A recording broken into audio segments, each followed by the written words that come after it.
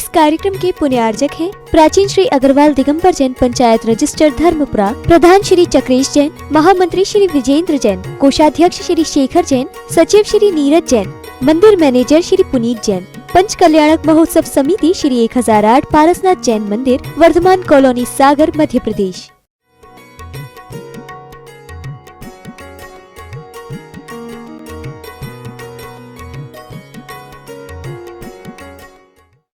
बहुत प्रसंग योग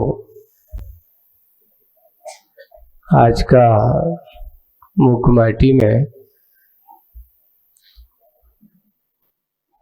बात आई थी।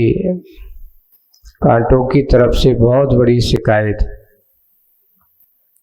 और शिकायत क्या थी कि शिल्पी ने मेरा साथ बहुत क्या किया है, अन्याय किया है।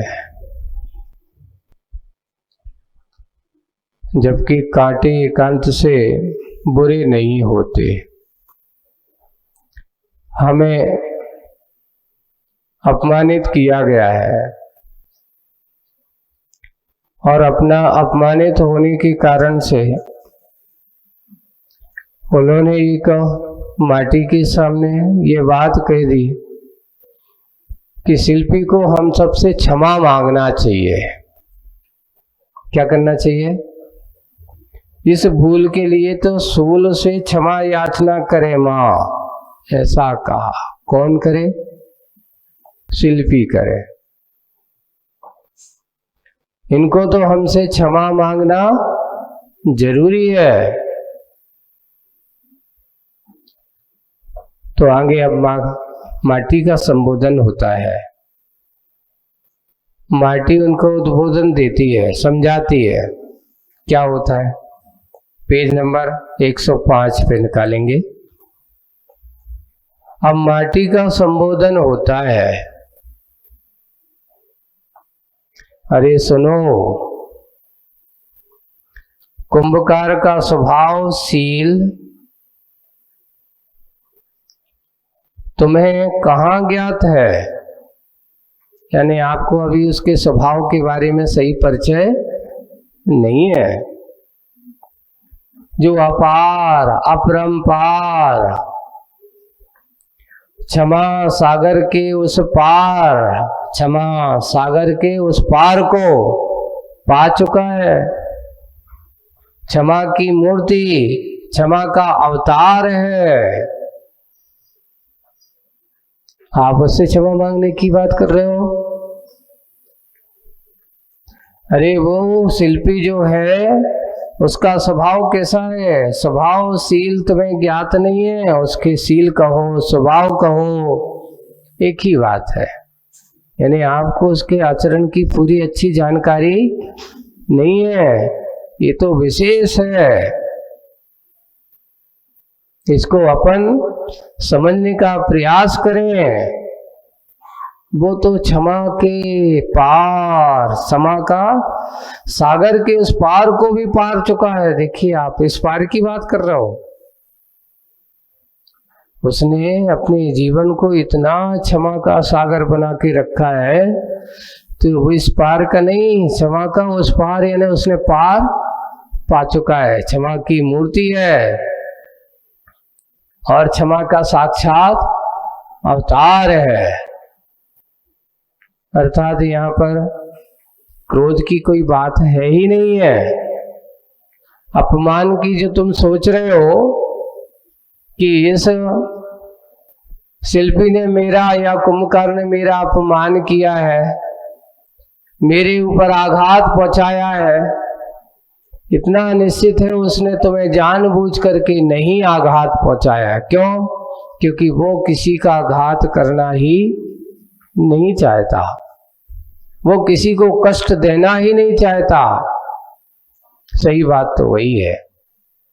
लोक व्यवहार में या अपने सांसारिक जीवन आचरण में, व्यवहारिक जीवन जीने में व्यक्ति अगर अपने मन में किसी के प्रति वैमनस्यता का भाव न रखता हो, किसी के अंदर बैर भाव की भाव रख करके नहीं जीता हो, किसी के मन में या किसी के प्रति ऐसे देश विदेश के भाव नहीं रखता हो, परम आनंद की अनुभूति उसको हमेशा बनी रहती है। क्यों? इसलिए कहा गया, जब हम किसी से द्वेष भाव रख करके जीवन जीते हैं, उस समय व्यक्ति के मन में जो अशांति का वातावरण होता है उसे कहा नहीं जा सकता। पीड़ा, बहुत बड़ी पीड़ा होती है, बहुत बड़ा दुख का अनुभव होता है उसको। ऐसी पीड़ा से उसको निकलना और ऐसी पीड़ा के वातावरण से उसको दूर रहना, अपन एक बात है, लोक व्यवहार में कहते बुरा जो देखन में चला, बुरा न मिलियो कोई, और जो घर खोजो आपनो, मुझसे बुरा न कोई। अगर हम दूसरों की बुराई देखते हैं तो सबसे बड़ी बुराई तो हमारी है कि हम दूसरों की क्या देखते हैं? बुराई देखते हैं। और अगर हम दूसरों की भलाई देखते हैं तो सबसे बड़ी भलाई ये कि मेरे अंदर भला करने के भाव आ रहे हैं। यही है सिद्धांत। तो वही बात यहाँ कुंभकार के माध्यम से तू कह रहा है कि उसके अंदर इस प्रकार के भाव है। अरे भाई, वो तो कभी किसी का बुरा सोचता ही नहीं है, उसके मन में कभी किसी के प्रति कोप भाव, क्रोध भाव ऐसा है ही नहीं। और तुम यहाँ उत्तेजित होकर के, क्रोधित होकर के उसके ऊपर आरोप लगा रहे हो कि यह है शिल्पी बहुत खराब है, जिससे मुझसे क्षमा मांगना चाहिए। और ऐसा उन्होंने कहा। यहाँ माटी संबोधन कर ही रही थी, उसको समझा रही थी कि नहीं, तुम्हारी धारणा गलत है, कभी तुम ऐसा मत कहो, ऐसा मत कहो, बुरा मत सोचो, बुरा करने की बात मत करो। उसने तुम्हारा कभी बुरा किया ही नहीं है, तो क्षमा क्यों मांगे वो? अब लेकिन फिर भी ऐसा क्षमा का अवतार है। इतने में ही आगे पढ़ते हैं, इतने में ही कोपाग्नि को पी पचाने वाली अनुकंपा पीयूष भरी वाणी निकली शिल्पी के मुख से। देखिए कितनी कोप को पीने वाली, जहां क्रोध नाम की कोई चीज है ही नहीं। कोपाग्नि, जहां एक आग है। तो कितने प्रकार की आग होती है बताओ? ये कौन सी आग है? एक क्रोध है। एक आग होती है, सामान्य से आग है। एक दावा नल होता है, एक बड़वा नल होता है, एक जठरा नल होता है, और एक कोपा नल होता है। कौन किसको जलाता है बताओ? देखिए, बड़वा नल जो होता है, नहीं दावा नल, सॉरी दावा नल बड़े बड़े जंगलों को जला देता है ना, उसको दावा नल कहा जाता है। और बड़वा नल बड़े बड़े समुद्र, सोचिए आग, पानी में भी आग होती है, बड़े बड़े समुद्रों को भी वह बड़वा नल क्या कर देता है? सुखा देता है। और कौन सा? जठरा नल, जो आप सबके पास जठर में बैठी हुई है, बड़ी बड़ी चीजों को पचाए। अगर जठरा नल नहीं हो तो आप खाओ, जठरानल ही सब कुछ आपको शांति से, एक आग भी कभी कभार बुरा नहीं है। और अगर आग कम हो जाए तो आदमी क्या कहते हैं, महाराज कछु समझ में नहीं आ रहा है, पेट में जैसे ही खांसी यहाँ से लगो सब कछु धरो है, पच नहीं रहा है। क्यों नहीं पच रहा है? क्योंकि तुम्हारी आग कमजोर हो गई है। और आग अगर कमजोर है तो आपकी पाचन क्रिया भी कमजोर होगी। ये जठरानल आपके पेट के अंदर विद्यमान है, ये मत सोच लेने की नहीं है।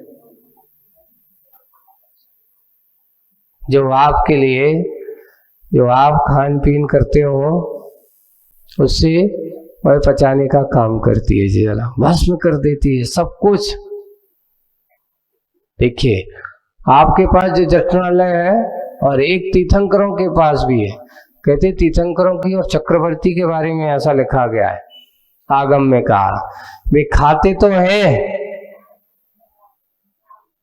आहार करते हैं, पर उनका कभी निहार नहीं होता। तीर्थंकरों के बारे में ऐसा लिखा गया। नहीं, चक्रवर्ती के बारे में मिलता, लेकिन चक्रवर्ती कब? बोले कि जब उसको चक्र रत्न प्राप्त हो जाते, यानी इससे पहले होता होगा, लेकिन चक्रवर्ती से पहले तो चक्रवर्ती था नहीं। तो चक्रवर्ती के बारे में भी कहा। सब सलाहका पुरुषों का ऐसा विधान नहीं है। अभी ऐसा था कि सब सलाहका पुरुषों में नहीं कहा, चक्रवर्ती के लिए एक आया है और तीर्थंकरों के लिए आया है। तो उसमें ये कहा गया है कि वे भोजन तो करते हैं, आहार करते हैं, पर उनका निहार नहीं होता। सोचिए, सारा का सारा जितना खाया हुआ द्रव्य है, जैसे कपूर को आप खुले आसमान में रख दो, दूसरे दिन देखते हैं तो कपूर दिखाई नहीं देता, उड़ जाता। कौन के लिए? है ही नहीं ना। तीर्थंकरों का विधान ये तो तुम्हारे लिए दिखाने के लिए दिया जाता है। आपने लिखा है, फिर प्रश्न किया है कई जगह, फिर महाराज पंच कल्याणकों में दीक्षा दिवस पे तीर्थंकरों को पिछी कमंडल क्यों देते हैं? पहली बात तो ये तो हमें वर्तमान चर्या मुनिचर्या को दिखाने के लिए इस प्रकार की क्रिया कई उस समय विधान दिया है। पिछी कमंडल ये उनके लिए आवश्यक नहीं है, क्योंकि उनके यहाँ स्वयं परिहार विशुद्धि संयम होता है। उनके विहार में किसी जीव को कोई आघात नहीं होता। क्यों नहीं होता? इसलिए नहीं होता क्योंकि तीर्थंकर प्रकृति की एक विशेषता होती है कि उनके आसपास कोई जीव पहुंच ही नहीं सकता।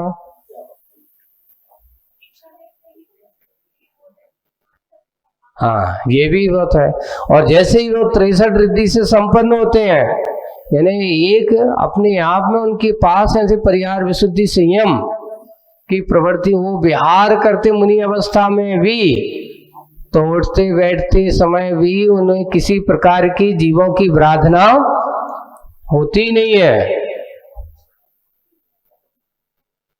और ऐसा भी है, तीर्थंकर प्रकृति वाला और परिहार विशुद्धि संयम वाला मुनि महाराज जैसे दीक्षा लेते हैं ना, उनके सदा विहार होते रहते हैं, उनके चतुर्मास नहीं होते। यानी आप कहो महाराज वर्षा काल में भी उनके विहार चलते रहते हैं। हाँ, कितना? बोले कि कम से कम है 3 कोस का उनका विहार। 3 कोस है ना, 3 से 9 तक का, ऐसा। अब सोचोगे आप, इतना विहार उनका एक दिन में, इतना मिनिमम है, ज्यादा भी हो सकता है। तीनों संध्याओं काल है, वो तो दिन भर की बात करी, अभी तो विहार एक दिन में ऐसा कहा। हाँ, 3 कोस का ऐसा विधान कहा कि एक दिन में 3 कोस उनका विहार होता है। किनका? परिहार विशुद्धि संयम वाले मुनि महाराजों का। तीर्थंकर प्रकृति वालों के साथ नियम नहीं है। तीर्थंकर प्रकृति वाले तो बैठे हैं तो अपने ऐसे नहीं है, लेकिन परिहार विशुद्धि संयम वाला चलता फिरता आज ऐसे हुए तो आप कहोगे महाराज आप आए हो हमारे यहाँ, कम से कम 8-15 दिन रुक जाओ। तो महाराज कहते भैया हमारा स्वभाव रुकने का नहीं है, चलने का है। आपको चलना है तो चलते चलते चलते रहो, आ जाओ। उनके अंदर ऐसी विशेषता होती। तीर्थंकर है तो बात ये चल रही थी कि तीर्थंकर प्रकृति की सत्ता वाले भरत चक्रवर्ती जैसे महापुरुष, उनके आहार तो होता है पर निहार नहीं होता। आप सोच तो महाराज अगर हम 2-4 दिन नहीं जाए तो हम तो ऊपर से बीमार हो जाते हैं, बड़े परेशान हो जाते हैं। लेकिन तीर्थंकर प्रकृति की सत्ता वाले महाराज कभी बीमार नहीं होते, बल्कि बिल्कुल नहीं होते। अगर बीमार होते तो तीर्थंकर प्रकृति की सत्ता कैसे होती? या ये कहो तीर्थंकर प्रकृति की सत्ता है इसलिए भी बीमार नहीं होते। बचपन से ही कभी बीमारियां उनके पास नहीं आती। और ऐसी बातों को यहाँ तो सबसे बात एक है जठराग्नि, और फिर बाद में ये आपके तन को स्वस्थ करती है याग्नि। और अब आती है कोपाग्नि, जो आज बात कही गई। यहाँ जिनकी कोपाग्नि को जिन्होंने क्या कर लिया, पी लिया है, अर्थात उन्हें कभी क्रोध नहीं आता। कोई कितना भला बुरा कहे, उन्हें कोई कभी क्रोध नहीं आता। इसको कहते हैं कोपाग्नि। अब सबसे ज्यादा खतरनाक क्या है बताओ? दावानल देख करके आदमी बच सकता है, बड़वानल पूरे समुद्र की आग जैसे उसको कहा, उससे भी आदमी देख करके बच सकता है। और फिर बाद में जठरानल और कोपानल, ये तो तुम्हारे पास हमेशा विद्यमान है। आज के समय में सबसे ज्यादा भागादौड़ी काहे के लाए? तो लोग कहते महाराज ये पेट के कारण से भागादौड़ी हो रही है, परेशान है। क्यों नहीं? अगर भोजन पानी करेंगे तो क्या होगा? यही के लिए तो सब भागादौड़ी है। ये पैसा किस लिए कमा रहे भाई? ये पेट का सवाल है। अब पेट के सवाल पेटी जल्दी लग जाती है, वो बात एक अलग है। पेट तो छोटा सा, पेटी बहुत बड़ी है। पर उस पेट की आड़ में पेटी बनती चली जा रही है, बड़ी बड़ी पेटी होती जा रही है। पेट तो छोटा ही रहा पर पेटी बड़ी होती जा रही है, और उसी के कारण से अशांति। कहने तो भैया नहीं करेंगे तो खाएंगे का? भैया हो तो करो जितने खाने के लायक हो। नहीं नहीं नहीं नहीं, वो तो ठीक है। अब फिर सब देखने पड़ा था महाराज, ऐसे कहते अकेले इसी के लिए करेंगे तो इतने में तो ये कई दिन काफी है। अगर माल व्यक्ति अगर सोचे, देखिए कि मात्र मुझे जो भी कुछ करना है भोजन के लिए करना है, तो उसके लिए अगर सही बड़े बड़े उद्योगपति बड़े बड़े काम करने वाले हैं, वे कहते बस एक ही काफी है भैया, इतने में अपना सब कुछ हो जाएगा। ऐसे संतोषी श्रावक मिलना बहुत मुश्किल काम है। एक व्यक्ति का नियम था, देखिए आपको एक बार गुरुजी ने कथा सुनाई थी मुझे। वो दुकान खोलता, व्यापार है, दुकान करता है। उसका नियम है कि मुझे तो प्रतिदिन अपना दुकान खोलते हैं, और दुकान खोलते उसका एक नियम दायरा है कि इतने % में मेरा काम चलता है। कोई भी वस्तु है मेरा निश्चित, कोई भी वस्तु किसी भी हो, ऐसा नहीं कि जी यहाँ का इतने की खरीदी और इतने में बेच दो, 4 गुनी भी बेच, नहीं। अगर इतने हैं तो उसमें मुझे मालूम है कि 25% जोड़ करके मुझे बेचना है, और मेरा इतना है कि मुझे आज दिन भर के लिए खर्च के लिए अगर मैंने दिया तो उन्होंने कहा जैसे ही 5000 की मेरी बिक्री होगी दुकान बंद, आज का कोटा पूरा हो गया।